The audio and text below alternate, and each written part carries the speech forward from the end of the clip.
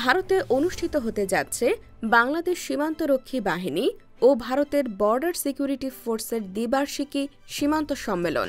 গত বছরের আগস্টে শেখ হাসিনার সরকারের পতনের পর এটিই হবে দুপক্ষের মধ্যে প্রথম শীর্ষ পর্যায়ের বৈঠক। ভারতীয় সংবাদ মাধ্যম এনডিটিভি জানিয়েছে, আগামী সোমবার ১৭ ফেব্রুয়ারি ভারতের নয়াদিল্লির বিএসএফের সদর দপ্তরে ৫৫তম মহাপরিচালক পর্যায়ের এই সীমান্ত সম্মেলন অনুষ্ঠিত হবে।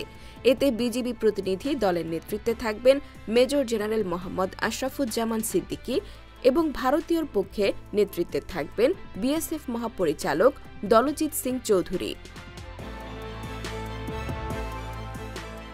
এনডিটিভি জানিয়েছে, আগামী ১৭ থেকে ২০ ফেব্রুয়ারি পর্যন্ত চলবে এই সম্মেলন, যেখানে সীমান্তে বেড়া নির্মাণ ইস্যু, সীমান্ত এলাকায় বিভিন্ন সময় উত্তেজনা রোধে করণীয়, সীমান্ত অবকাঠামো সংক্রান্ত সমস্যা ও সমন্বিত সীমান্ত ব্যবস্থাপনা পরিকল্পনা কার্যকর করার জন্য করণীয় সহ নানা বিষয়ে আলোচনা হতে পারে।